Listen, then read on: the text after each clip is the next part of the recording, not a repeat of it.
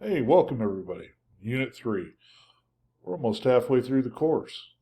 Actually, we will be halfway through the course when we get done with this week. Um, it's going really quick, or maybe I'm just getting old and don't manage time well like I used to. But anyway, let's talk about Unit 3. So the title is Compensation 2. Last week we had Compensation 1. This week we're pivoting just a little bit. We're going to talk it's about compensation, but it's not the typical compensation stuff. So when we revised this course, one of the things that we wanted to address is those non-traditional compensation things. Because really, this course is a high-level overview of compensation and benefits and how it fits into the larger piece of human resources. So, as such, you're going to deal with a lot of things such as sales compensation, perhaps executive compensation. You might work on piece rates or pay for performance, different things of that nature. Now, we're not going to address all of those things in this weekly session, but we are going to focus on two things, and you can see the learning objectives here. We're talking about motivational theories, and then we are talking about different types of compensation that are typically considered more advanced. So generally, you're not going to be hired in a compensation role to do executive compensation because that is a really in-depth topic unless you specialize in compensation. And believe me, you can get certifications in executive compensation. So it can be a real challenge. It's a lot of fun, but and I've done some of it, but kind of scratch the surface on that. But you should be able to see the course shell here, so I'm going to kind of scroll through it. So our objectives, like I said, motivational theories and what I call advanced compensation topics. I would encourage you to watch the motivational theories video. It's only about 11 minutes long, but it's a good video.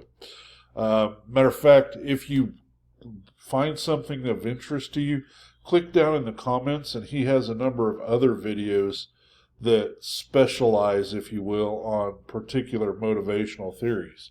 So it might be a good way to help provide a reference, if you will, or research area for the discussion this week, which is on, yes, motivational theories. I like motivational theories, but I kind of have a background in organizational behavior and organizational performance.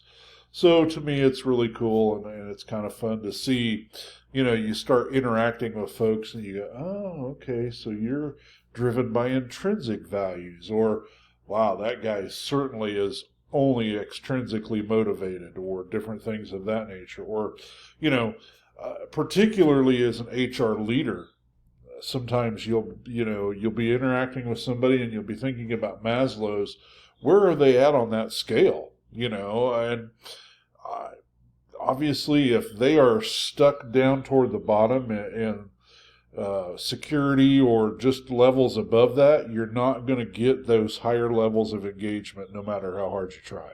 Some of it is, they're stuck there psychologically. Some of it is that might be the best they can do at the time.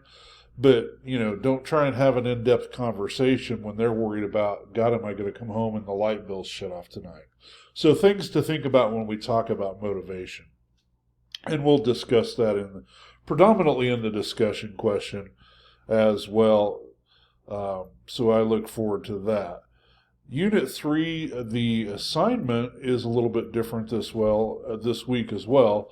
You're going to be doing a narrated video presentation. Now, this should not be new to you. If you've done any classes at Southwestern, generally we'll have a group assignment toward the end. And we like to have video because, we're talking about remote work, but even in non-remote work settings where you go to work every day like I do, I go to an office, sometimes I have meetings with other vendors. Matter of fact, I had 2 of them today with 2 separate vendors. So I was in doing a Zoom meeting with folks, and I think the other one was on Google. Platforms are really irrelevant, but, that video interaction is a little bit different than in-person stuff. So you need to be aware of that. And I will post the particularly the information for the assignment in the announcement as well, so you'll see that.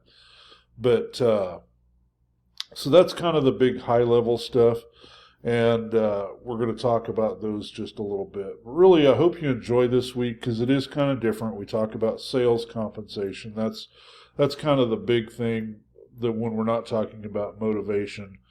But sales, you can get into compensation plan, or not compensation plan, commission plans. I'm sorry. Apparently my brain is not keeping up with what I'm trying to say.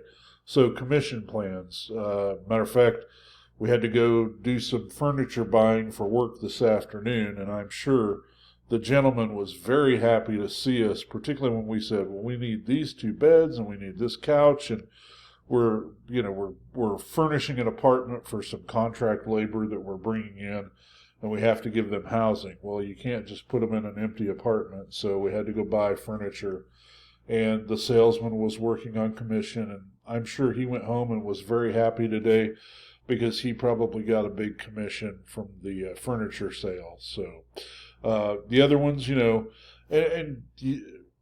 when we talk about sales, another area to focus on is inside sales. Inside sales can actually be exempt versus hourly. So you may have an employee that works in sales that doesn't get overtime. But again, they work on a commission plan. So there's a number of different things that are all wrapped up into sales. And just like executive compensation, you can get specialized in sales certificate or sales compensation as well. So hope you have a good week, everybody. Please feel free to reach out. I was going to mention that I was very impressed with the papers and the discussion. Obviously, we're just finishing up Unit 2, so I haven't got those graded yet. But the stuff in Unit 1, great motivation on discussions, a lot of good comments, a lot of good interaction. And that can be challenging to do in a smaller class like we have. But the papers were excellent too. A lot of good content. References are well done, well written out. Just some great information there. So kudos to everybody on that. I didn't see anybody that I went, oh my gosh, I got to grade this guy's paper again. It's killing me here. Everybody had some matter of fact, there was a couple I was just like, wow, really blown away on. So good work on that for everybody, and I hope to see that continue throughout our course. But great work. Have everybody have a good week, and I will see you in the classroom.